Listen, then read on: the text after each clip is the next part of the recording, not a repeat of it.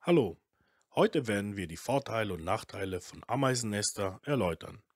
Wir vergleichen ein Gipsnest und ein Üdogennest miteinander.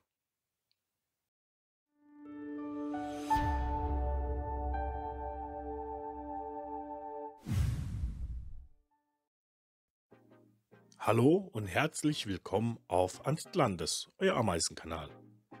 Heute vergleichen wir ein Ameisengipsnest und ein Üdogennest miteinander. Alle beide Ameisennester haben ihre Vorteile sowie ihre Nachteile. Wir beginnen als erstes mit dem Üdogennest. Zuerst werden wir die Vorteile und dann die Nachteile erläutern. Die Vorteile ein Siedlungsstein sind folgende. Der Siedlungsstein verträgt Feuchtigkeit besser, das bedeutet, dass ein Siedlungssteinnest weniger schimmelanfällig ist. Dazu hat Siedlung den Vorteil, dass sie die Feuchtigkeit besser abgibt als ein Gipsnest. Zudem benötigt man für den Bau ein Siedlungsnest weniger Werkzeuge und ist somit mit weniger Aufwand verbunden. Die Kosten zwischen ein Siedlungsnest und ein Gipsnest sind fast identisch. Jetzt kommen wir zu den Nachteilen ein Siedlungsnest. An einem Siedlungsnest ist es immer schwierig, Bauteile wie die Sichtscheibe und vieles mehr anzubringen. Bei einem Siedlungsnest hat man zudem nicht so viele Möglichkeiten der Gestaltung, da es nicht gegossen wird wie ein Gipsnest.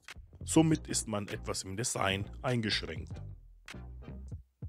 Ein weiterer Nachteil ist, dass man ohne weiteres keine kleinen Ameisen im Siedlungsnest erhalten kann, da zwischen der Sichtscheibe und Siedlung immer minimale Spalten bleiben.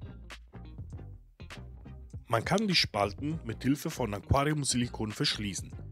Dadurch kann man in einem späteren Zeitpunkt die Scheibe nicht leicht entfernen, um eventuell das Nest zu reinigen, falls es mal wieder benutzen möchte. Falls ihr noch mehr über die Ameisenhaltung erfahren wollt, abonniert unser Kanal und aktiviert die Glocke. Jetzt ist das Gipsnest an der Reihe. Das Gipsnest bringt auch seine Vorteile. Bei einem Gipsnest hat man mehr Gestaltungsmöglichkeiten, da das Nest gegossen wird. Durch das Gießverfahren kann man besser die Bauteile wie die Sichtscheibe anbringen, sowie die Scheibenbefestigung und vieles mehr. Durch das Gießverfahren bleiben zwischen der Sichtscheibe und das Nest keine größeren Spalten. Somit kann man ohne weiteres kleinere Ameisenarten halten. Der Aufwand für das Abdichten ist minimal, bis gar nicht. Wie bereits gesagt, sind die Kosten zwischen ein Gipsnest und ein Siedlungsnest fast identisch.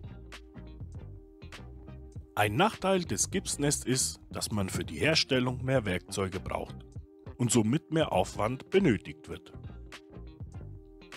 Gips ist bei hoher Feuchtigkeit schimmelanfällig. Das Gipsnest fängt schnell an zu schimmeln, was kontraproduktiv in der Ameisenhaltung ist.